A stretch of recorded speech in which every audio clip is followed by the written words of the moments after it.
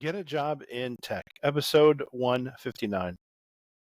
Thank you very much for listening to this. I really appreciate it.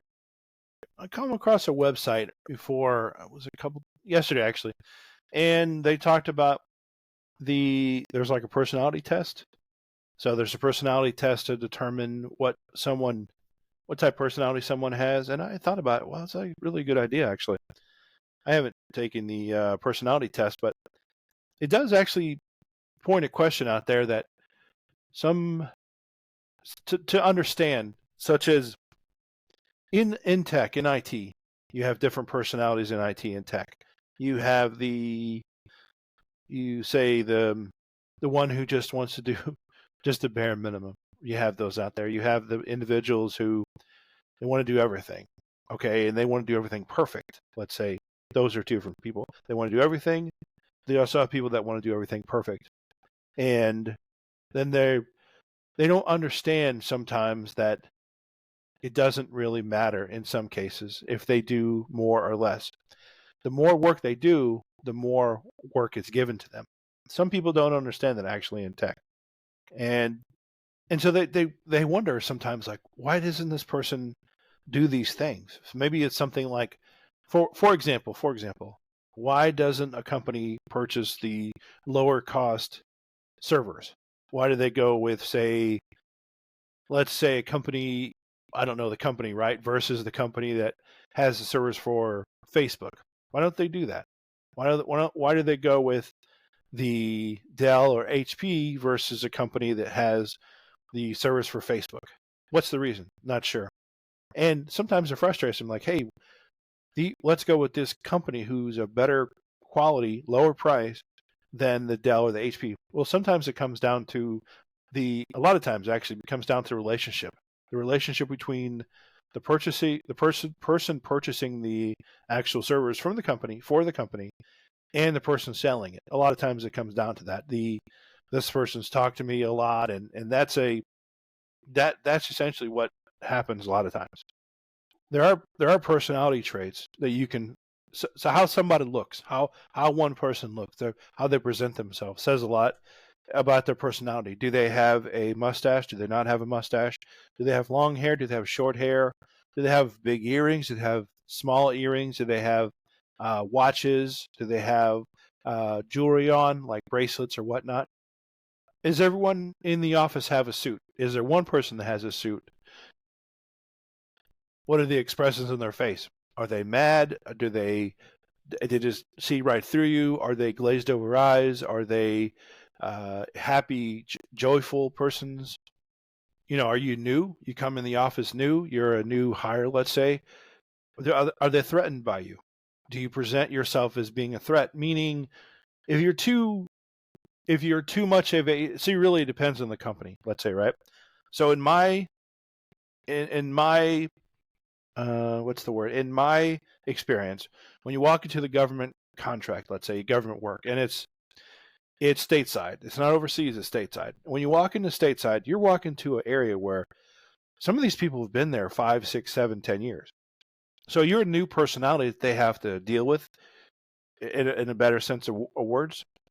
Perhaps they've been working with, say, 5 people, and they bring a new person in, and they're like, wait a minute, why are we spending more money? I thought the company wanted to lower cost. What they don't understand is in the government sector, the contract says they have to have X amount of people, and whatever the contract says they have to do, bottom line. So it might have been unknown to them. The company might have had a contract deal where they say, okay, hey, we're going to hire one more FTE, full-time employee, and maybe the people there don't know it, and so they feel a kind of a certain way about that. There are people in IT who they're just there. They're there to work.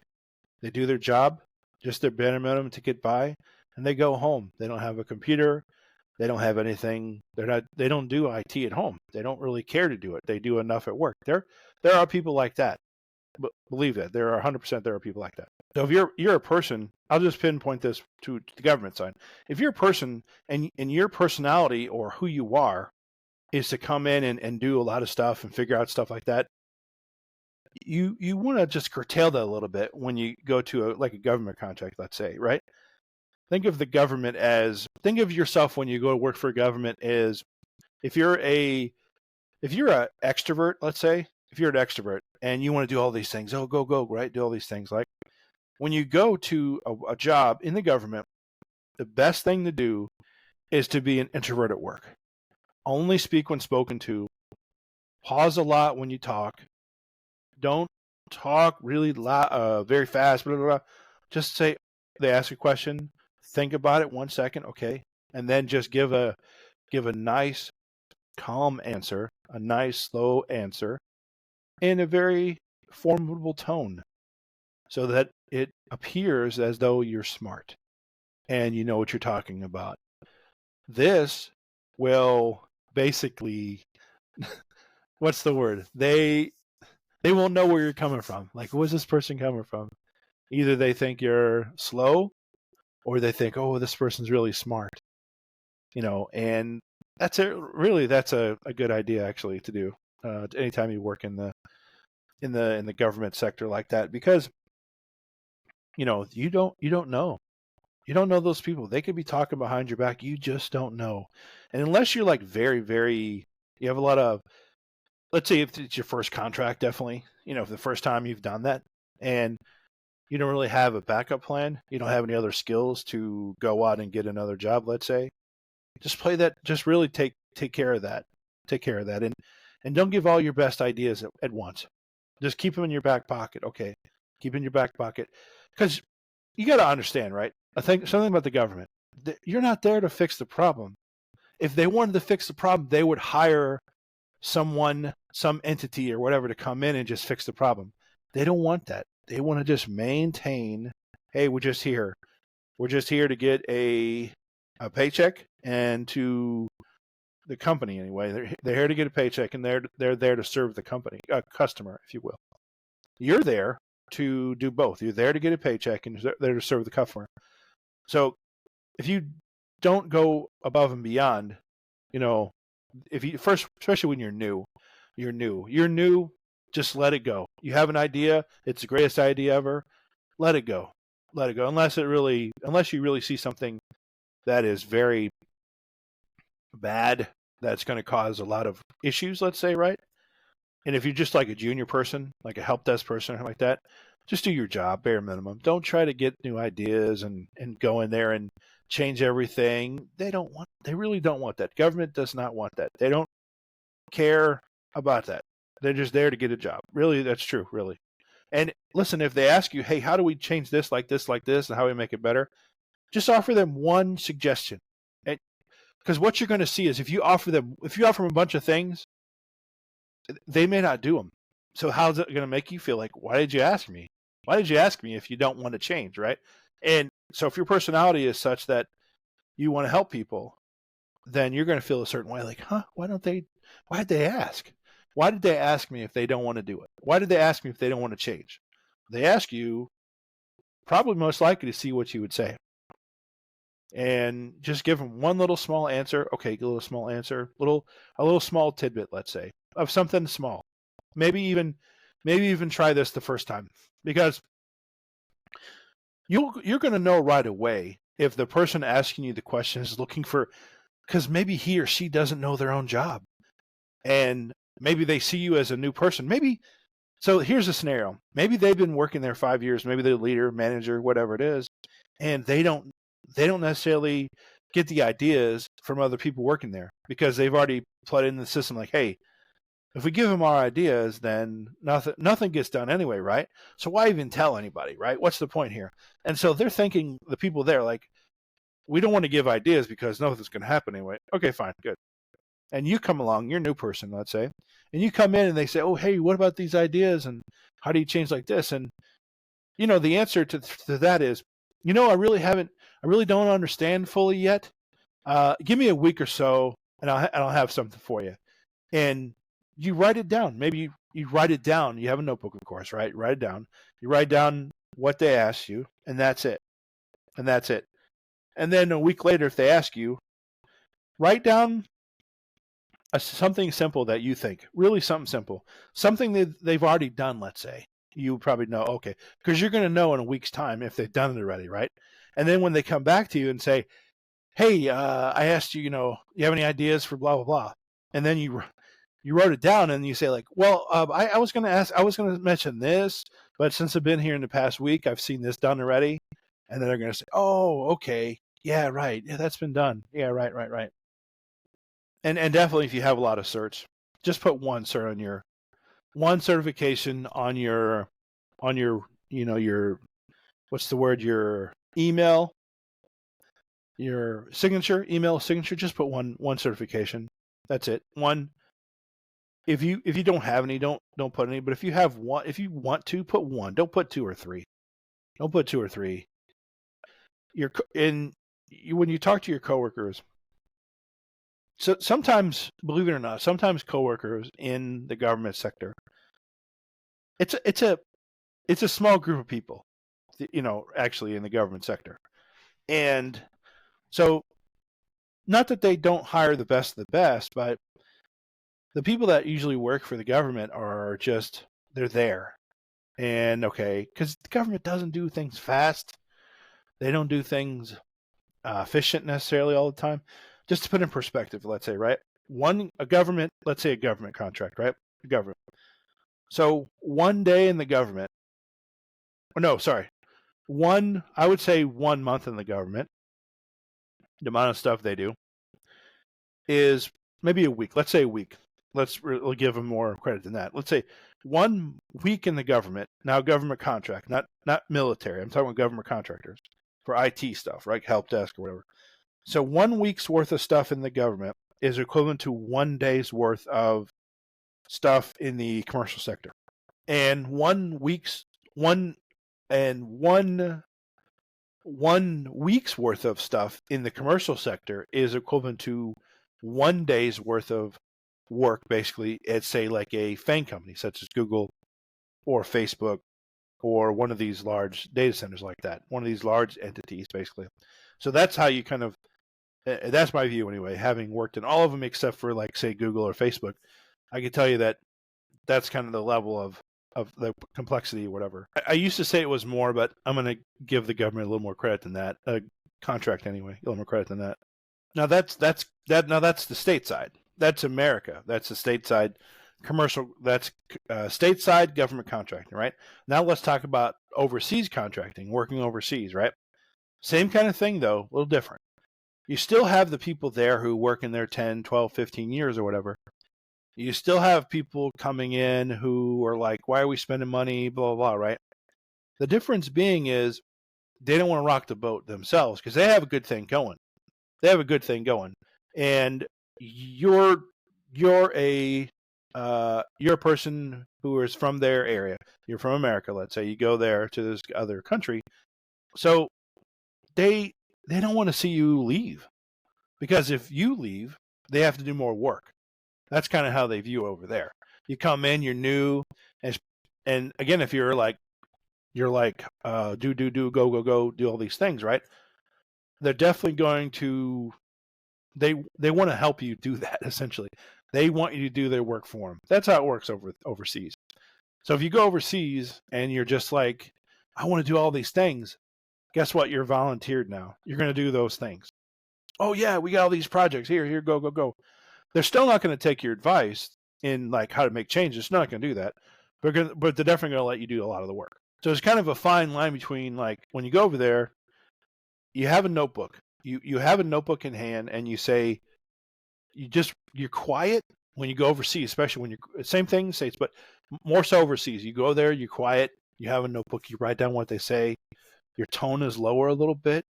You just observe. Your first week, you want to observe. Really, you want to observe everything. How are people working?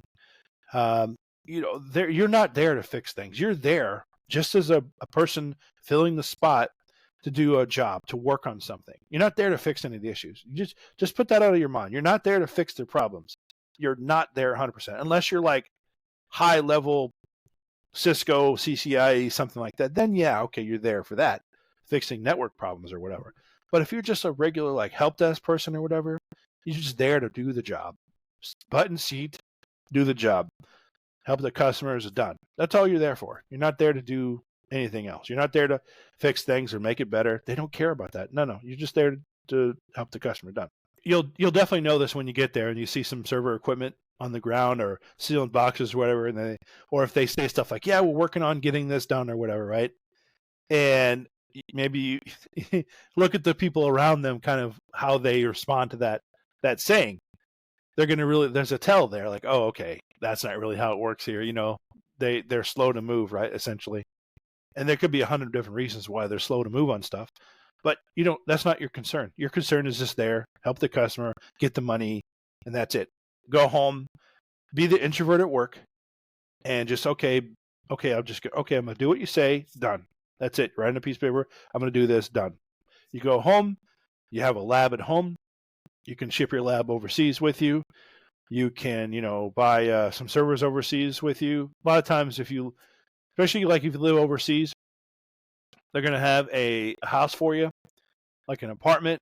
Probably going to share it. We have a roommate, let's say. You might have your own. You're definitely going to have access to a car. If you have a driver's license in that country, you're going to have, you can drive the car. If you don't, you're going to share a car with a bunch of people. In your first couple months there, you're going to just ride with them to work every day. And that's it really, right? So you have a lot of time on your hands, like on the weekends, especially to do explore. Maybe you want to learn something better, learn a skill or whatever. Just go on Amazon or whatever, have it delivered there, like a server. You can start with a computer, laptop. You can start off with VMware tools or VirtualBox and just learn some more skill sets there, or take some of the courses on Udemy, let's say, and learn more skills and hone your skills and learn a lot more, and then be a more viable candidate when you want to go to the next job. What you don't want to happen is this. You don't want to be a person that there's a job and there is a skill set that they need. Maybe they upgrade their skill and they don't need your skill set anymore. And you're like, whoa, maybe there's a cert you didn't get, or you need a cert or whatever. But if you're always working on something in the IT field, you always have a job. And you don't have to worry about, okay, am I secure in this job? Because overseas, there's a lot of contracts overseas where people can just go, leave the country for a month or 2 weeks or whatever, or a day, whatever, and then come back and work for that other company. And then you're on the same location, but you're doing your work for a different company, essentially. Same place, different company, because you might even do the same work, but for a different company. So now we're on the subject of overseas jobs, right? How do you get overseas contract job, let's say, right? So how do you do that? You go to CompTIA.com, or no, .org, sorry, and you get a Security Plus CE, which is Security Plus CE, which is, I forget what it stands for, CE, but continuing education. You get that certification, you put that in your resume. Now you can get a job overseas. Not automatically. You have to apply, of course, but you could definitely get an entry-level help desk job if you have a little bit of skill. Like, for instance, you work at Sitel.com, and you get, say, a month of knowledge. And while you're there, you learn help desk skills, and because you get the foundation. You have the foundation from working at Sitel, the customer service, the soft skills, and then you go and get maybe the help desk skills. The help desk skills, along with that Security Plus, is going to, your chances for getting a job are a lot higher, because that Security Plus is the one thing they need. They can't teach you that. They can give you an interim clearance, let's say. They can give you an interim clearance, whatever, right? They can do all that. You have the skill set, the help desk skill set, and you just don't have, if you don't have the Security Plus, they can help you, because the government says they have to have Security Plus, period, plain and simple. And it's a $315 test, and most people in the States aren't going to go and take that test. So your competition is very low for working overseas if you have that Security Plus test out there readily available. A promo going right now. It's for my Commvault 11 beginner course, and the coupon code is until March 1 _2022. So this coupon is good until March 1st of 2022. So if you're out there and you want to take this course, it's a free course. It's free now. I mean, of course, the coupon is free. You can sign up at. I'll put the link in the show notes. But the course, so it's at Teachable. So if you go to Gary McNeely IT, so the letter T .teachable.com, and the course is Commvault 11 beginner course, and the coupon is until March 1 _ 2022. Thank you.